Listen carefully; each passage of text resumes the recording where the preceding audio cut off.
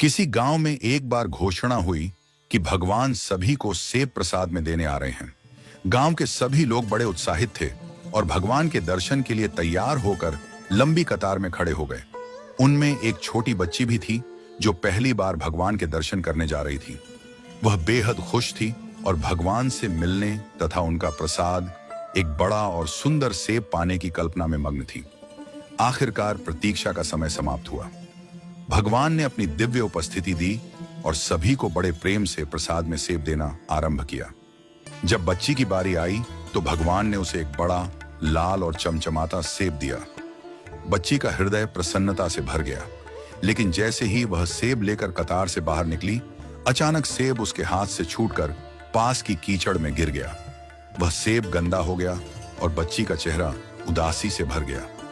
अब उसे दोबारा कतार में लगना पड़ेगा। दूसरी कतार पहली कतार से भी लंबी थी। बच्ची ने सोचा कि इतनी लंबी कतार में फिर से लगना मुश्किल होगा, लेकिन उसके पास और कोई विकल्प नहीं था। वह धैर्य के साथ फिर से अपनी बारी की प्रतीक्षा करने लगी। इस बीच कतार में खड़े अन्य लोग ईमानदारी से अपनी बारी का इंतजार कर रहे थे और प्रसाद के रूप में सेब लेकर जा रहे थे। बच्ची देख रही थी कि आधी कतार को सेब मिलने के बाद भगवान के पास सेब खत्म होने लगे। अब बच्ची और भी ज्यादा उदास हो गई। उसने मन ही मन सोचा, क्या मेरी बारी आने तक सेब खत्म हो जाएंगे? वह निराश थी, लेकिन यह बात नहीं जानती थी कि भगवान का भंडार कभी खाली नहीं होता। जब अंततः उसकी बारी आई तो भगवान के पास सेबों की नई टोकरी आ चुकी थी।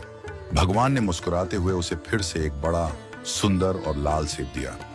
इस बार भगवान ने बच्ची से कहा, पुत्री, तुम्हारा पिछला सेब एक तरफ से सड़ा हुआ था। वह तुम्हारे लिए उपयुक्त नहीं था, इसलिए मैंने ही उसे तुम्हारे हाथ से गिरा दिया। मैंने ऐसा इसलिए किया ताकि तुम्हें एक नया और उत्तम सेब मिल सके। बच्ची ने भगवान को ध्यान से सुना। भगवान ने आगे कहा, तुम्हें दूसरी कतार में इसलिए लगना पड़ा क्योंकि नए सेब अभी पेड़ों पर थे।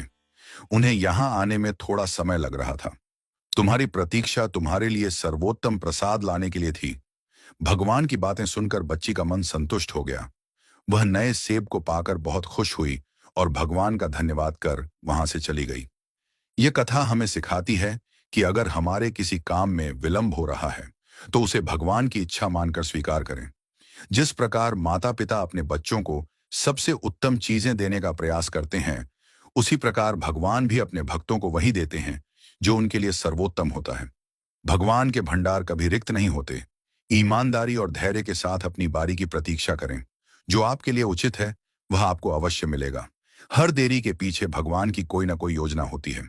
इसलिए जीवन में जो भी हो उसे विश्वास और धैर्य के साथ स्वीकार करें, क्योंकि अंततः भगवान आपके लिए वही लाएंगे जो आपके लिए सबसे अच्छा है।